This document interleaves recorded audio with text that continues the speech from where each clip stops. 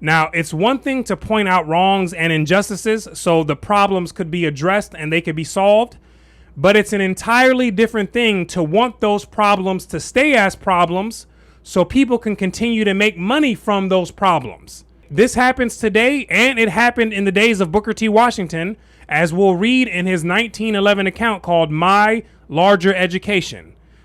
Here we go. So starting on page 102 in the section called The Intellectuals and the Boston Mob, it says this: "It makes a great deal of difference in the life of a race as it does in the life of an individual, whether the world expects much or little of that individual or of that race. I suppose that every boy and every girl born in poverty have felt at some time in their lives the weight of the world against them. What the people in the communities did not expect them to do, it was hard for them to convince themselves that they could do." And this is another reason why a strong community is super important for the children to have. To have a community where people create an environment with high expectations, that's what they need so they can ride the energy current to reach their high potential, right? When they're in a community that's filled with people who have low expectations, then they have to work 2, 3, 4 times harder to reach that same potential as if they were in a community with high expectations, because they have to use much more energy to fight against that low countercurrent, right? That low countercurrent of expectation, opposed to being able to ride the high current of expectations to the top, right? And so we're dealing in terms of energy, right? And that's what people have to learn to see things in. Let's keep going. "After I got so that I could read a little, I used to take a great deal of satisfaction in the lives of men who had risen by their own efforts from poverty to success. It is a great thing for a boy to be able to read books of that kind. It not only inspires him with the desire to do something and make something of his life, but it teaches him that success depends upon his ability to do something useful, to perform some kind of service that the world wants. The trouble in my case, as in that of other colored boys of any age, was that the stories we read in school were all concerned with the success and achievements of white boys and men.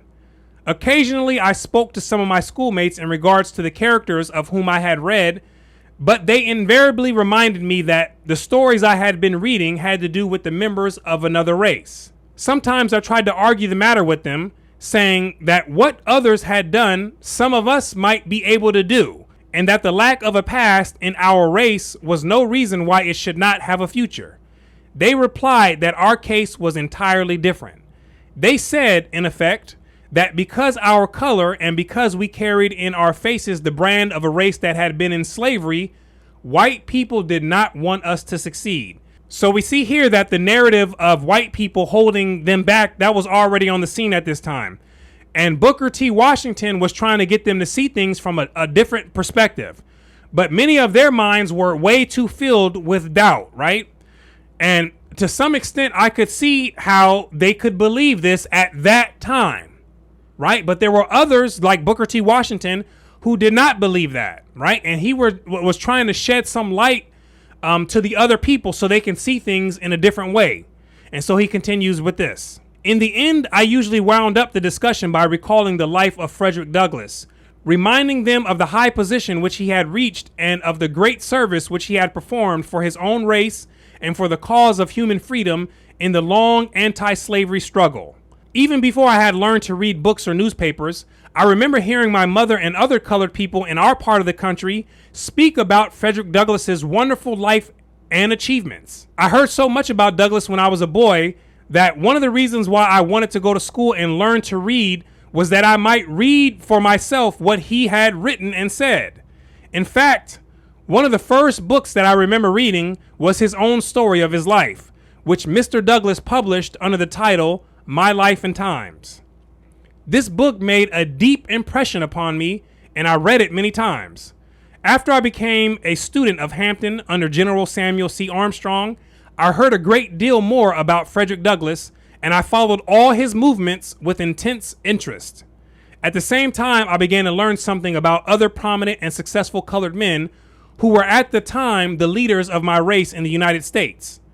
These were such men as Congressman J.M. Langston of Virginia, United States Senator Blanche K. Bruce of Mississippi, Lieutenant Governor P.B.S. Pinchback of Louisiana, Congressman John R. Lynch of Mississippi, and others whose names were household words amongst the masses of colored people at that time.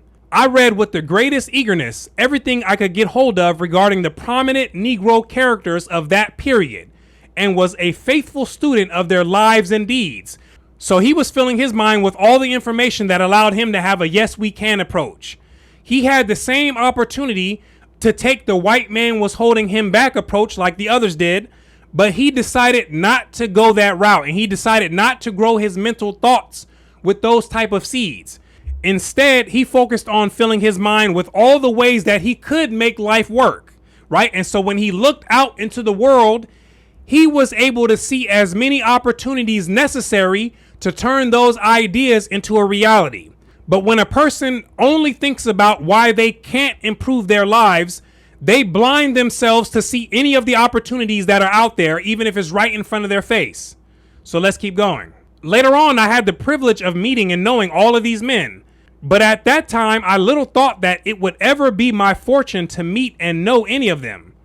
On one occasion, when I happened to be in Washington, I heard that Frederick Douglass was going to make a speech in a nearby town. I had never seen him nor heard him speak, so I took advantage of the opportunity. I was profoundly impressed, both by the man and by the address, but I did not dare approach, even to shake hands with him. Some 3 or 4 years after I had organized the Tuskegee Institute, I invited Mr. Douglass to make a visit to the school and to speak at the commencement exercise of the school. He came and spoke to the great audience, many of whom had driven 30 or 40 miles to hear the great orator and leader of the race. In the course of time, I invited all the prominent colored men whose names I have mentioned, as well as others, to come to Tuskegee and speak to our students and to the colored people in our community. As a matter of course, the speeches as well as the writings of most of these men were concerned for the most part with the past history, or with the present and future political problems of the Negro race. Mr. Douglass's great life and work had been in political agitation that led to the destruction of slavery. He had been the great defender of the race, and in the struggle to win from Congress and from the country at large the recognition of the Negro's rights as a man and a citizen, he played an important part. But the long and bitter political struggle in which he had engaged against slavery had not prepared Mr. Douglass to take up the equally difficult task of fitting the Negro for the opportunities and responsibilities of freedom. The same was true to a large extent of other Negro leaders. At the time when I met these men and heard them speak, I was invariably impressed, though young and inexperienced, that there was something lacking in their public utterance. I felt that the millions of Negroes needed something more than to be reminded of their suffering and of their political rights, that they needed to do something more than merely defend themselves. So Booker T wanted the millions of Negroes to learn more than just about political rights and learn more than just having a past of suffering, right? And there were others like him too.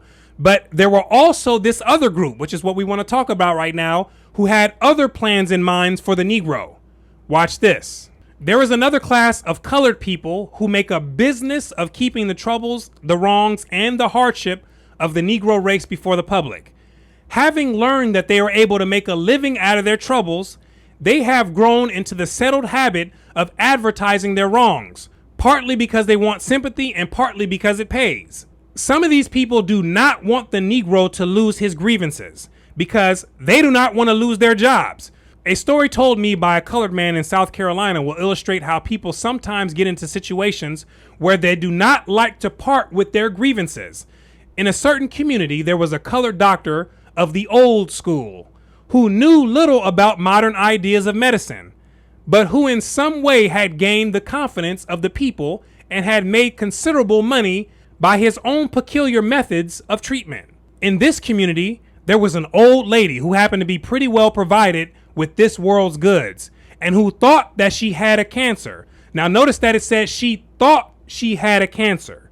Let's keep going.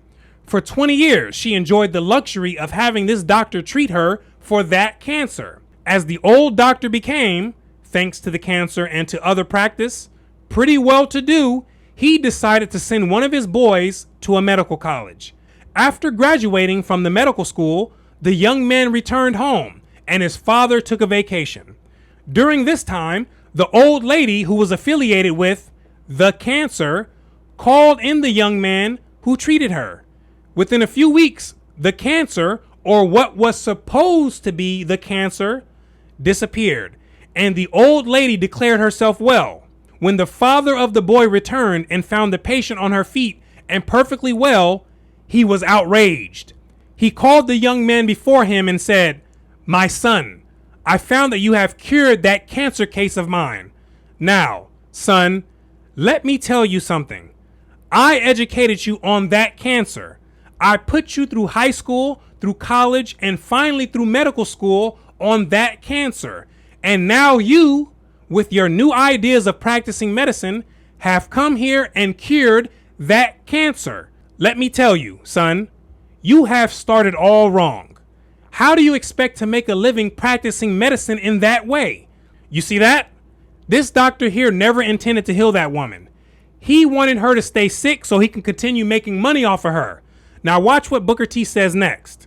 I am afraid that there is a certain class of race problem solvers who don't want the patient to get well, because as long as the disease holds out, they have not only an easy means of making a living, but also an easy medium through which to make themselves prominent before the public. And so I want you to think about this as you continue going on your journey of becoming a free person in this final phase of freedom, right? And don't let anyone out there hustle you into thinking that it's out of your control and it's out of your hands to develop your own character and to impact and improve your own life. All they're doing is sucking all the power out of you and keeping you down in the pit where the light is dim and the way of escape is largely unknown. And so I want to thank you for watching all the way until the end. My name is Brooklyn St. Michael, and I'll see you in the free world.